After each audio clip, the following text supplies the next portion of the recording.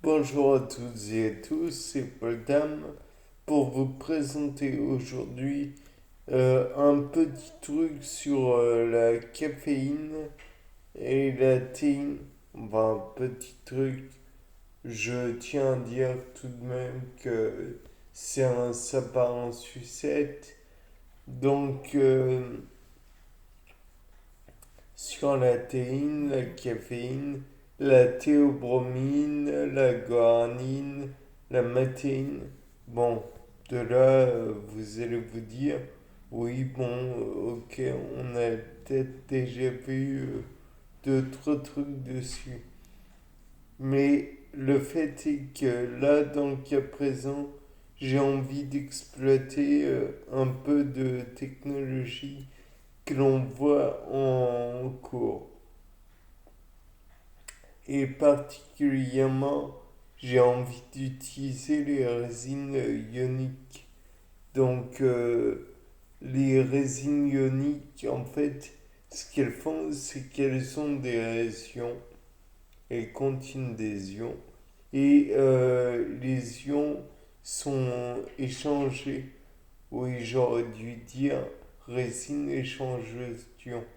Donc, en fait, elles sont échangées avec un élément de, de la molécule d'intérêt et la grippe et la maintient, enfin bref. Et donc là, on peut se dire, oui, mais dans ce cas, c'est pas forcément très sélectif, c'est pas très intéressant. Oui, mais parmi les molécules qui peuvent être dans la résine, on a les anticorps. Et les anticorps, eux, ils sont très très sélectifs.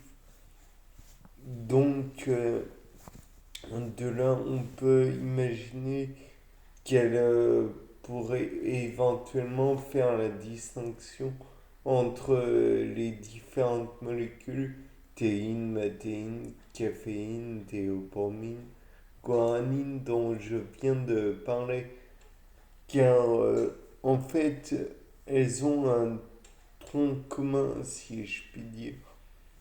Et c'est juste des petits éléments qui sont dessus qui font que cela diffère. Par exemple, la caféine plutôt est appelée méthylthéobromine dans la chimie. Oui, c'est très particulier. Et bien sûr, on se dira, oui, mais dans ce cas, qu'est-ce qui fait que ça ait autant d'impact donc la méthylation et l'acétylation, ça fait partie des éléments qui ralentissent ou accélèrent ou enfin bref, dans le sens où elles font partie de MAPUC, entre autres, c'est-à-dire méthylation, acétylation, phosphorylation, ubiquitination, citrullynation. Il y en a naturellement d'autres. Hmm. Et parmi celles-ci, ça active ou désactive en fait la façon dont agit la molécule. Par exemple, hmm, la, enfin, il y a divers process qui font appel à ces méthodes. Je ne les ai pas en tête, mais je puis vous affirmer que, par exemple, si j'en ai une, le trypsinogène est inopérant tant que c'est pas sous forme de trypsine. Et la trypsine, on l'utilise pour faire face, par exemple, je crois, au tryptophane, qui est un acide aminé. Hmm. On le digère grâce à la trypsine. Maintenant, je tiens à dire que je vais vérifier ça parce que j'ai un doute. Mais toujours est-il que la forme inactive euh, donc n'est que de la réserve en somme.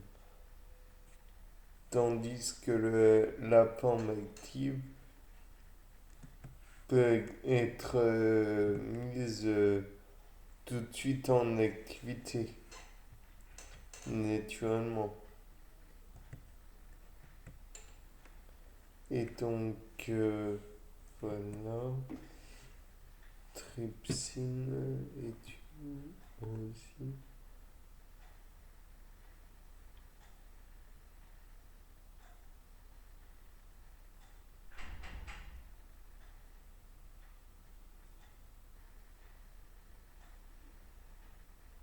Oui, le trypsinogène, on peut le qualifier de proenzyme inactif.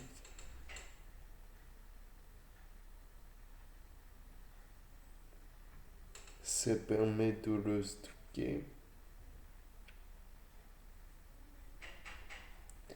Et donc, le fait est que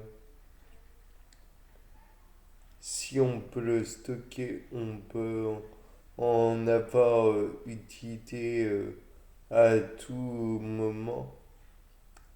Mais le fait est que faut revenir aux résines échangeuses d'ions.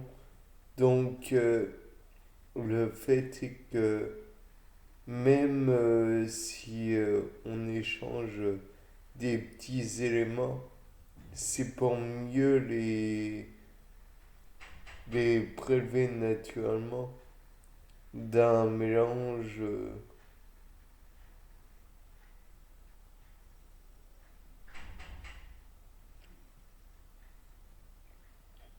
puisque si on les retire pas, bon bah, si on n'arrive pas à les attaquer, à les attacher, oui, donc c'est bien la trypsine.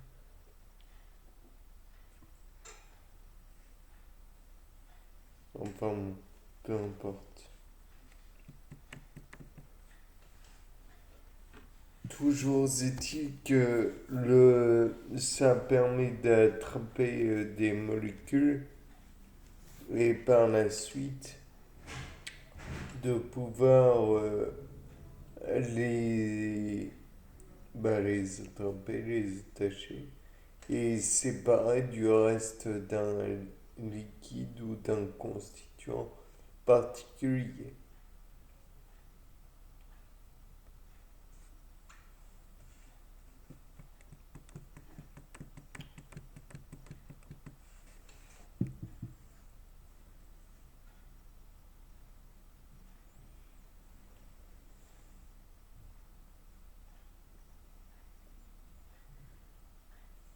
Enfin, dans tous les cas de figure,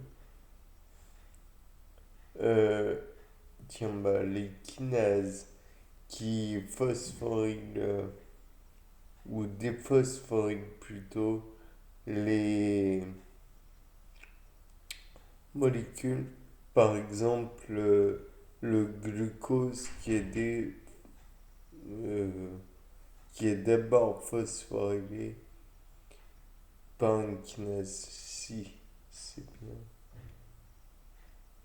Et ensuite, il est déphosphorylé quand il est bien séquestré dans la cellule. Mais s'il était phosphorylé en dehors, alors naturellement, on ne pourrait pas l'employer dans la cellule même. Oui, donc voilà. Bon, bah, c'était Paul Dame, un petit peu laborieux pour se faire en sucette. Au revoir.